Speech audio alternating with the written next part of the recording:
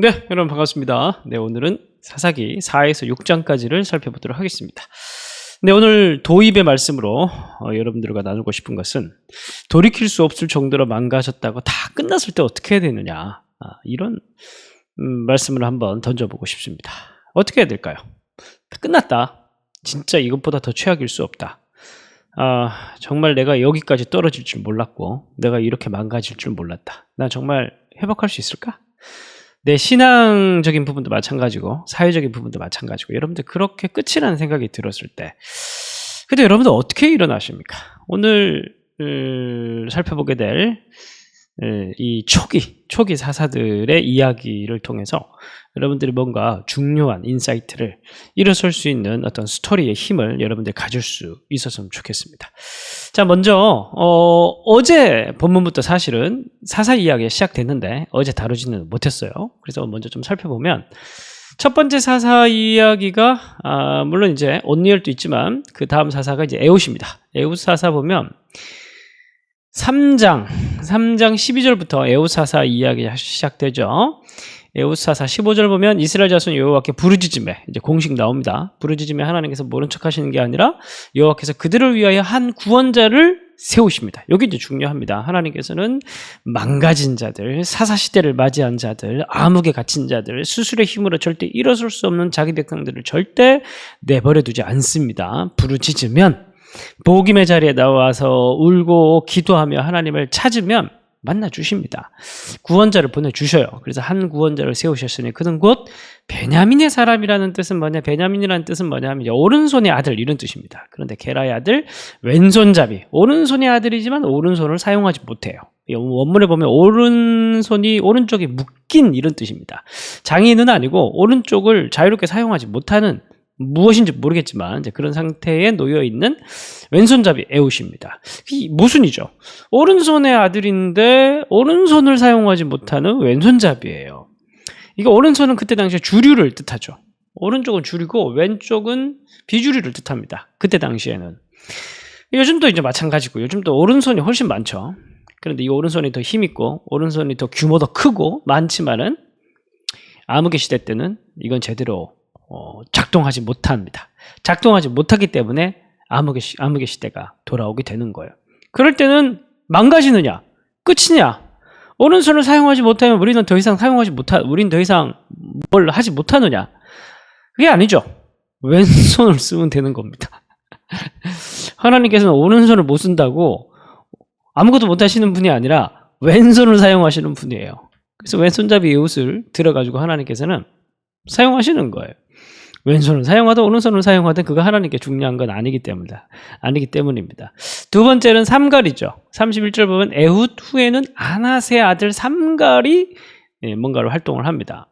그런데 여기 아낫이라는 이름은 그의 아들이죠. 이방인들입니다. 유대식 이름이 아니에요. 이방인의 이름입니다. 그러니까 이 삼갈은 이방인이라고 보면 돼요. 그러니까 처음에는 왼손잡이를 통해서 하나님께서 이스라엘 구원하셨고, 그 다음에는 이방인을 통해서 이스라엘을 구원하신 거예요. 그리고 4장에 넘어가면 그 유명한 드보라의 이야기가 나옵니다. 4장 3절 제일 뒤에 보면은 이스라엘 자손이 여호와께 부르짖었더라. 그러면은 하나님께서 모른 척 하는 것이 아니라 이제 사사를 일으키시는데, 구원자를 일으키시는데, 4절 보니까 라피돗의 아내 여선지자 드보라라고 얘기합니다. 라피돗이라는 말의 뜻은 횃불, 이런 뜻입니다. 횃불.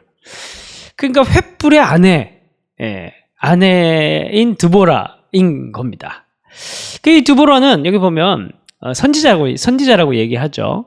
그리고 5절 제일 뒤에를 보면 이스라엘 자손은 그에게 나아가 재판을 받습니다.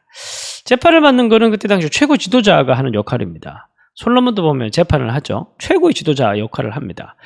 그리고 이제 사사도 하죠. 사사란 뜻이 재판이란 뜻이기도 한데, 선지자, 지도자, 그리고 사사의 역할을 하는 거예요. 누가? 드보라가. 근데 이분은 누구예요? 여인이에요. 그러니까 원래 이 선지자이면서 거의 최고 통치자는 모세와 사무엘밖에 없습니다. 그 다음에 드보라가 나오는 거예요. 근데 이분은 여인이에요. 이 여인은 근데 언제 활동합니까? 사사시대 활동을 하는 거예요.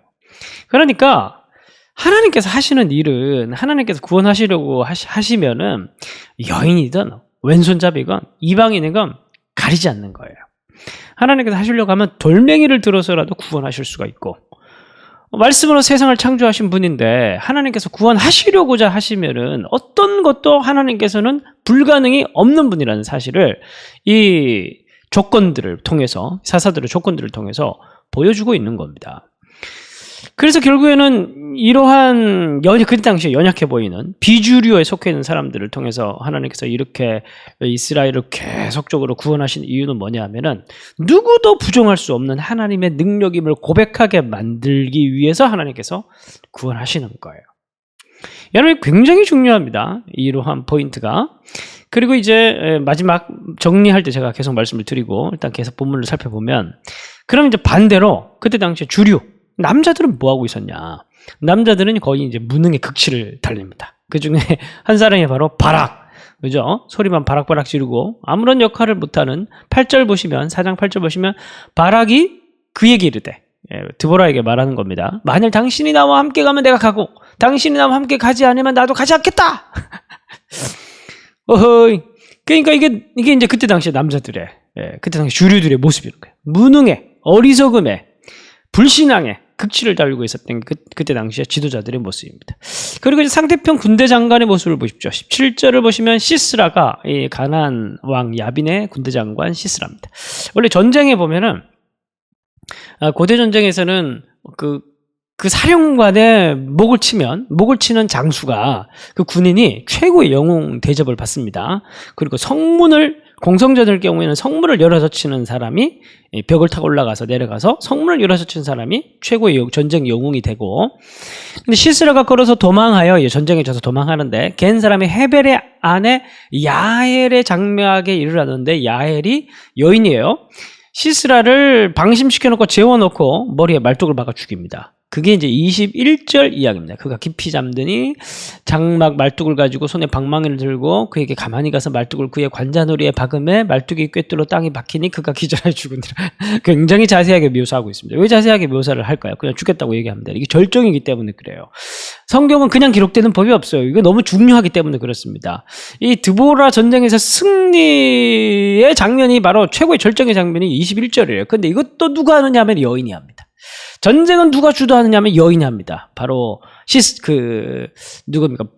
드보라. 그런데 이 전쟁의 최고의 절정 승리는 누가 가져오냐면 야엘이 합니다. 전부 다 여인입니다. 남자들은 뭐 하고 있습니까? 다 겁먹고 도망가고 숨어 있습니다.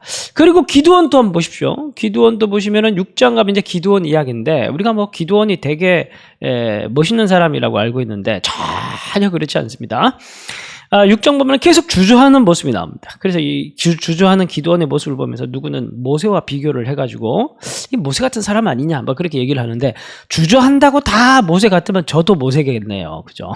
성경은 이제 그렇게 해석하는 건 아닌 것 같고, 6장 이야기에 보면은 그 6절 제일 뒤에 보면 이스라엘 자손이 여호와께 또 부르짖죠. 그리고 이제 하나님께서 기드원을 부르고자 하시는데, 기드원이 보면은 계속 이제 15절 제일 뒤에 므낫세 중에 극히 약하고 나는 내 아버지 중에서 가장 작은 자니라. 그래서 하나님께서 내가 너와 함께 하겠다, 반드시 함께 하겠다, 미디안 사람 치기를 한 사람 치듯 할 것이다, 막 그러면서 하나님께서 얘기를 하니까 17절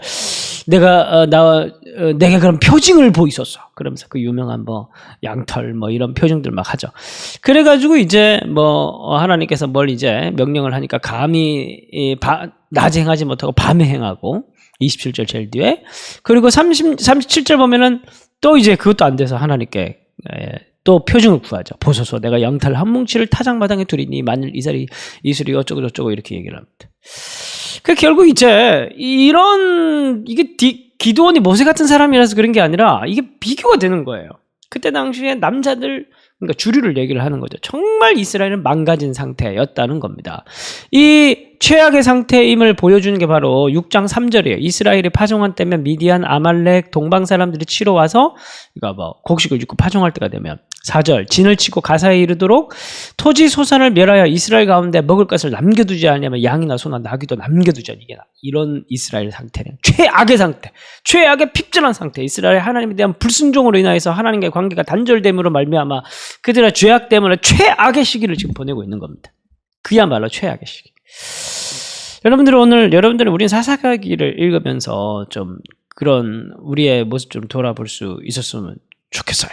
그래서 먼저 한국교회를 생각해 보면 한국교회가 참 최악이라고 얘기를 하죠, 그죠? 최악이고 이제 사실 조금 더 털려야 될 것 같아요. 아직도 보면 우리 힘이 좀 덜 빠졌어. 아직도 보면 뭐 대형 교회들이 이게 뭔가 규모적인 힘으로 뭔가를 좀 해보려고 하는 그런 어떤 시도들이 여전히 있고, 뭔가 인간의 프로그램, 운동, 뭐 모여서 으쌰으쌰 뭐 그런 것들을 하면은 우리의 힘들과 규모들을 나타내고 하면 뭔가 우리가 할 수 있을 것 같은 그런 부분들이 아직도 포기하지 못한 채 있는 것 같습니다. 아직 우리는 조금 더 털려야 될 것 같아요. 네. 근데 여러분, 진짜 우리가 아무것도 할 수 없을 때 하나님이 하십니다. 정말 이미 하나님께서는 한국교회를 위해서 일하고 계시겠죠. 지금도 뭔가 하나님께서는 일하고 계시리라 믿습니다. 왜냐하면 우리는 지금 최악이기 때문에. 우리는 최악이기 때문에 끝난 게 아니라 최악이기 때문에 이제 희망이 있는 거예요. 예? 하나님이 이제 저 같은 비주류, 이런 개척하는 사람들, 농담이에요. 그러니까 이 정말 의외적인, 정말 여인과도 같은, 정말 누구도 주목하지 않은, 바로 여러분들, 주목하지 않는 그곳에서 하나님께서 일을 시작하는 거예요. 여러분들이 주인공이 되고 싶지 않습니까? 정말 기존에 해왔던 전통적인 무언가 거기서 희망을 있다고, 어떤 규모나 숫자나 사람이나 그런 것에 희망이 있다고 생각하는 그런 사람들의 낯을 뜨겁게 만드시면서 하나님께서 그 누구도 주목하지 않은 그 한 어린아이를 불러서 물고기 5개와 보리떡 2마리, 아니다, 물고기 5개와 보리떡 2마리가 아니고 물고기 5마리와 보리떡 2개, 맞습니까? 거꾸로입니까? 어쨌든 그런 걸로 하나님께서 역사하시는 거예요. 그러면 우리 인생을 보더라도 마찬가지죠. 여러분들이 혹시 실패하셨습니까? 그래서 아니면 큰 실수를 저지르고 큰 죄악에 여러분들 빠져서 이제 하나님과의 관계도 끝이고 내 인생 정말 다 끝이구나, 혹시 뭐 그런 생각을 가지고 계십니까? 지금이 시작할 때예요. 지금이 여러분들의 인생에서 어떻게 보면 가장 희망이 있는 시기입니다. 왜냐하면 하나님이 일하실 수 있는 폭이 가장 넓은 때이기 때문에 그렇습니다. 사업에 실패하셨습니까? 그래서 이제 일어날 힘이 도저히 없다고 생각이 드십니까? 땡전 한 푼도 없고 이제 빚밖에 없고 이제 정말 맨손으로 땅을 넘기고도 사지 못해서 맨손으로 이 광야 같은 곳을 개간해서 내가 무언가를 해야 하는 그런 시기라고 생각이 드십니까? 오케이, 맞습니다. 하십시오. 여러분 진짜 잘 될 겁니다. 왜냐하면 여러분들이 진짜 하나님을 믿고 정말 밑바닥에서 여러분들이 지금 시작하면 하나님께서 하실 거예요. 하실 거예요. 오히려 내가 힘 있고 뭔가 있고 뭐 아이디어가 있고 뭔가 그래서 내가 내 힘으로 교만한 마음에 뭔가를 해보겠다는 그런 상황이라면 오히려 지금부터 꺾이고 내려갈 수 있어요. 바닥이라고 한다면, 아무것도 없다고 한다면, 정말 내게 가진 것은 정말 보리떡 5개, 물고기 2마리밖에 없다고 한다면은 하나님께서 그걸 사용하셔서 5,000명을 먹이실 겁니다.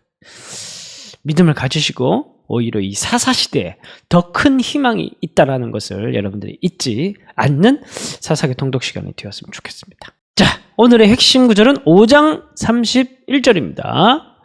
여호와여, 주의 원수들은 다 이와 같이 망하게 하시고 주를 사랑하는 자들은 해가 힘있게 도둠 갖게 하시옵소서 하니라.